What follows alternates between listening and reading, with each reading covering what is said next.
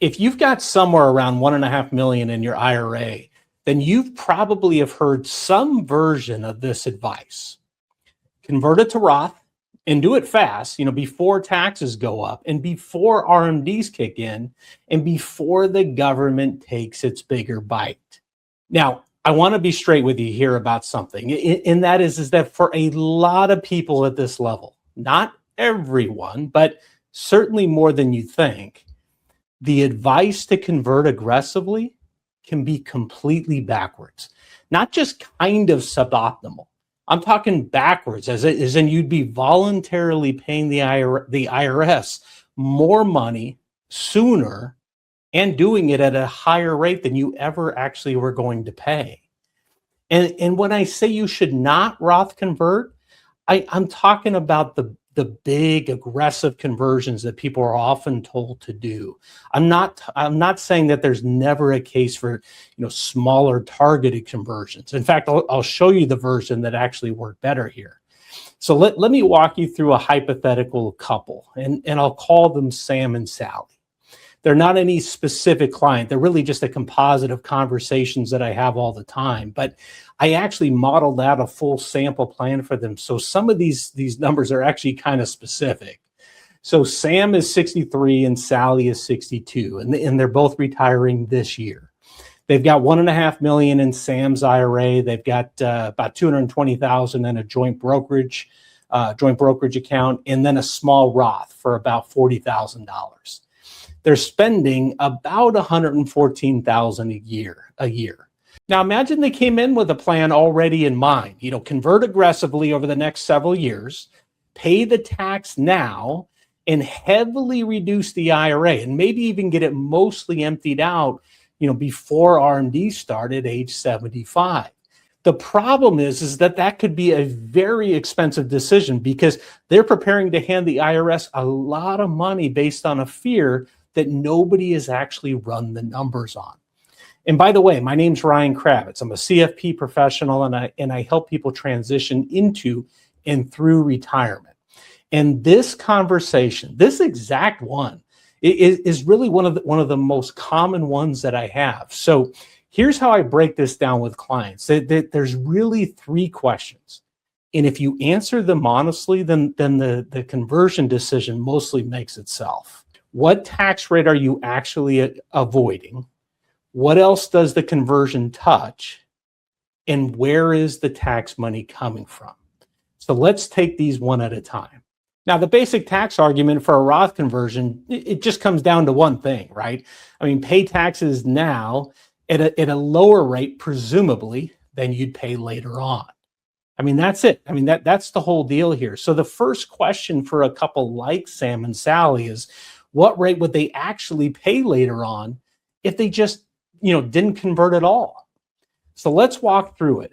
RMDs don't start for Sam until age 75. So that's about 12 years out. And in the meantime, they're spending about $114,000 a year. And over time, they're also going to be drawing from that IRA for income. So by the time that RMDs kick in, the balance isn't going to be some runaway number. I mean, it's been drawn down along the way. Now, if you divide whatever's left by the IRS factor at age 75, it's 24.6. So I'm not getting into details as to how that works, the end of year balance. But what you do need to know is that the amount that you have to take as an RMD that first year works out to be only about 4% of the portfolio that first year. It's not some huge, scary number. And if you add in, Social Security, only up to 85% of that can even be taxable at the federal level. Subtract the standard deduction, which does get bigger once they both get to be age 65. Run that math, and their taxable income lands well inside the 12% bracket for years. Now, I ran a plan like there's both ways, start to finish. Do nothing, no conversions at all, and they'd stay in that 12% bracket practically the whole way through their 60s and almost all the way through their 70s. It wouldn't be until 2 years after RMDs begin that they would then start to get into that 22% bracket. And even then, I mean, it isn't all their income that jumps into 22%. Right? We're a marginal tax rate system. So it's only the dollars above the top of the 12% bracket that are getting hit at that 22% rate. Now, to be fair, there are a couple of wrinkles here. Once RMDs start and you stack Social Security on top, then they typically end up with more income than they actually need. Now, the extra doesn't, just vanish, of course. It gets reinvested into the brokerage account.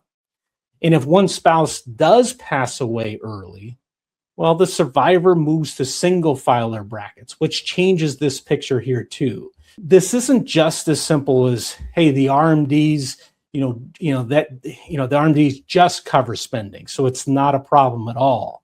But here's the more useful insight regardless, is that those early retirement years before RMDs even start, when they're living off the brokerage account and barely paying any tax at all, that's low bracket space sitting unused. Even a small conversion each year, enough to use the standard deduction and strategically fill portions of the 10 or 12% bracket, that would put that space to work instead of just leaving it on the table.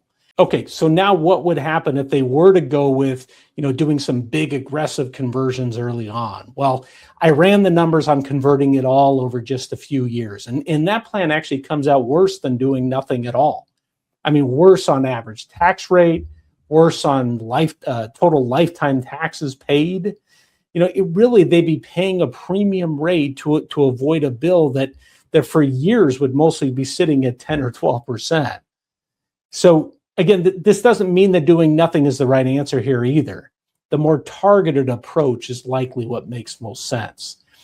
Sam is 63 and Sally's 62, which means that they'd have a stretch of years before Medicare where they're buying health insurance on the marketplace. And their marketplace subsidy depends heavily on the income that's showing on their tax return. Now, there's a line for couples, it sits roughly in the mid-80s. And once income goes past it, well, the subsidy can shrink fast and go down to zero. So their conversion plan wouldn't just brush that line. It would put them way over it if they were doing those big conversions. It would, and that, of course, would cost them thousands of dollars in lost subsidies during the very years that they would be converting. Then at 65, Medicare shows up, and Medicare premiums have their own income surcharge, which is called IRMA. So here's the piece that a lot of people aren't aware of, is that it looks back 2 years. So the income you show at 63 sets the premium for what you pay at 65.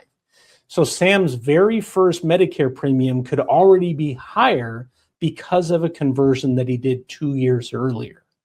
And once Social Security starts, conversion income can pull more of it into the taxable column as well.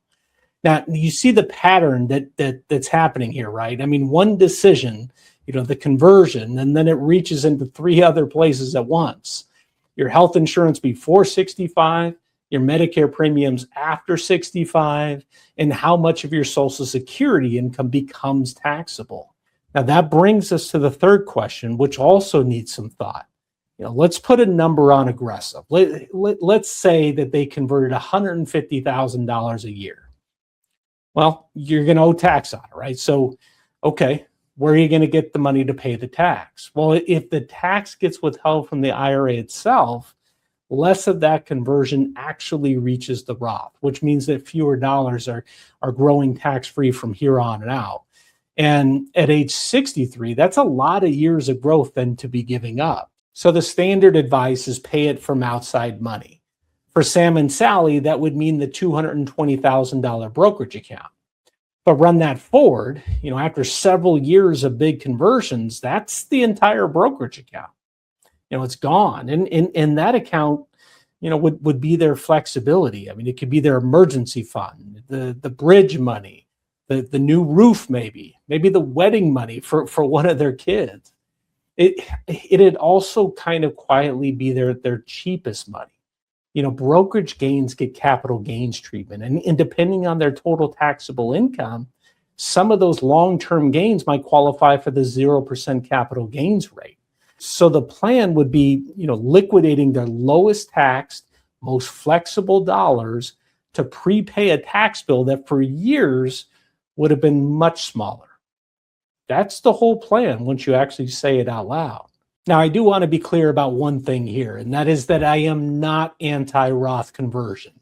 I mean, there are people watching this right now who absolutely should be converting. And there's several situations where I look at this very differently. I mean, one is the survivor issue. If you're married and one of you is likely to outlive the other by a long stretch, well, that same income lands in higher single filer brackets, and that's a real cost. I mean, modest conversions can certainly help here. I mean, you might also be thinking about what your kids will be inherited. That's another thing. You know, if they're going to be in their peak earning years when the IRA that you have passes on to them, well, they'll generally have to empty it within 10 years at their tax rates, not yours. And that can certainly justify converting some of it now.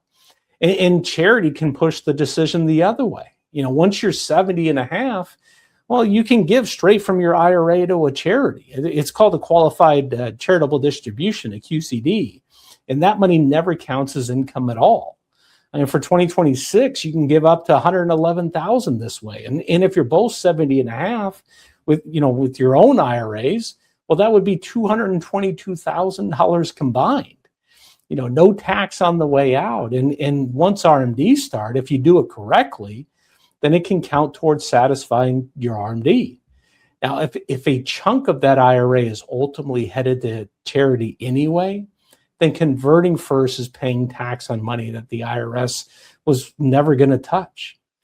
At $1.5 million, the right conversion is often more targeted than people expect. So what should they do instead? Well, they'd still convert, just not big conversions.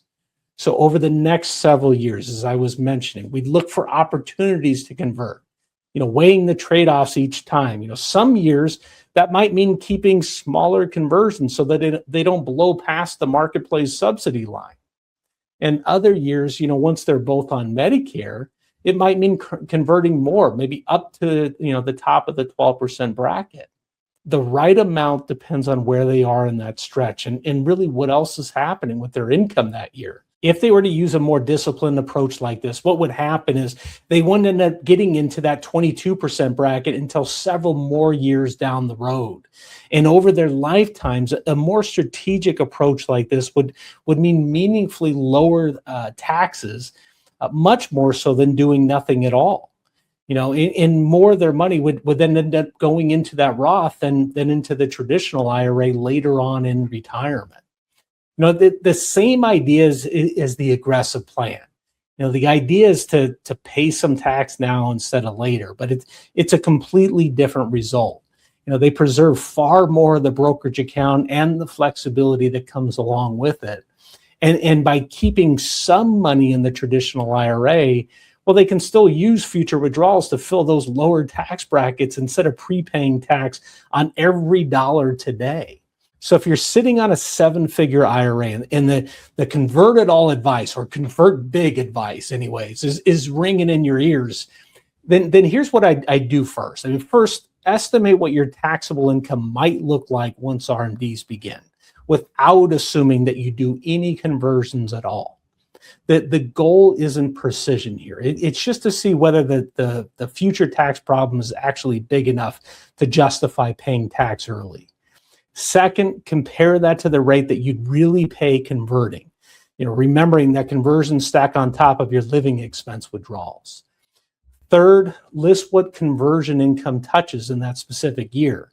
Insurance subsidies if you're under 65, the IRMA look back if you're 63 or older, Social Security taxation if you started that. And fourth, decide on purpose and write it down. Are you trying to reduce future RMDs, protect a surviving spouse, leave heirs tax-free money, or just use a low bracket that would otherwise go unused? If you're within a few years of retirement and most of your savings is in pre-tax accounts, and you're just not sure whether the conversion advice that you keep hearing really applies to you, I help people work through this every single week. Now, a first conversation, that'll cover your accounts and your current bracket and what your future RMDs may look like. And that's enough to know whether digging in further here, makes any sense. There's a link in the description to get started, or if you're watching on a TV, then scan the QR code that's on the screen.